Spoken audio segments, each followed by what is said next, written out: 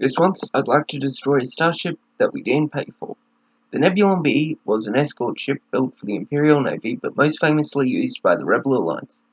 And this is the obscure lore you might not have known about it.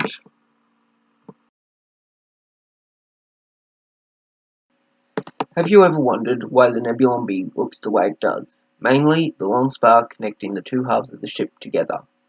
Well, we can look at the Trapani Sector Guide for the Lords of the Expanse expansion series from West End Games for an answer with the B-12 Bacta transporter, which was used as base design for the Nebulon by QR Drive Yards, who were in a rush to produce an anti-starfighter frigate for the Galactic Empire following successful strikes by the Rebel Alliance in their starfighters. The B-12 was built with a boxier front end, and the long connecting tube was used to connect sealed Bacta containers to the ship's hull.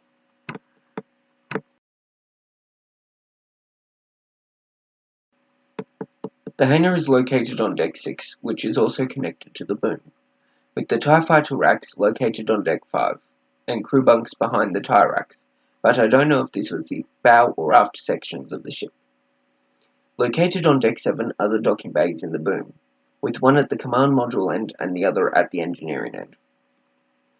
The bridge is on Deck 17, and its description is similar to what is shown in the complete locations cross-section book, but is depicted as having bridge viewports with a deck layout similar to that of a Star Destroyer in the Far Orbit Project expansion book, rather than what is shown in Rebels at the Battle of Attilan.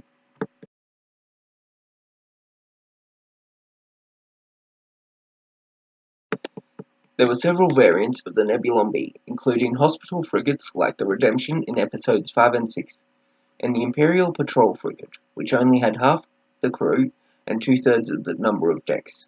The two rear laser cannons were also removed and replaced with two tow winches to pull the 30,000 metre or 18.6 mile long sensor net, which performed omnidirectional scanning for several light hours around the ship.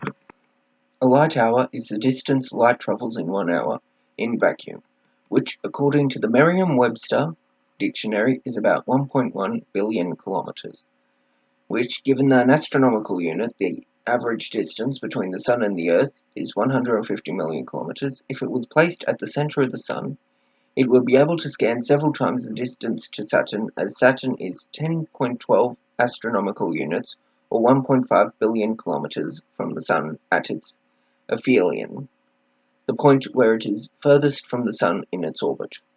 I don't know why you needed to know this information, but I thought you might like to know that. And now to get back on topic. The net had a crew of 3 working in a gondola towed behind the ship and had several different types of sensors, including directed energy receptors, crystal gravfield traps, and hyperspace signal interceptors for tracking cloaked ships and ships entering, leaving, or traveling through local hyperspace.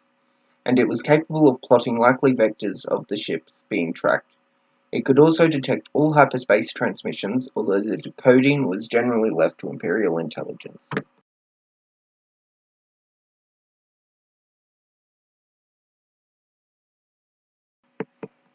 The Redemption, the hospital frigate that served in the Alliance fleet and at the Battle of Endor. It also served as a command base during battle thanks to its communications equipment. The Far Orbit was a frigate that served in the Imperial Navy until most of its crew, under the command of Commander Das Feniop Veg, staged a mutiny against the tyrannical Captain Vossius Kinnet. The new captain then became a Rebel Alliance privateer and received a letter of marque and reprisal whilst getting a replacement crew at Starforge Station. So that was the obscure lore of the Nebulon B. May the Force be with you, and goodbye.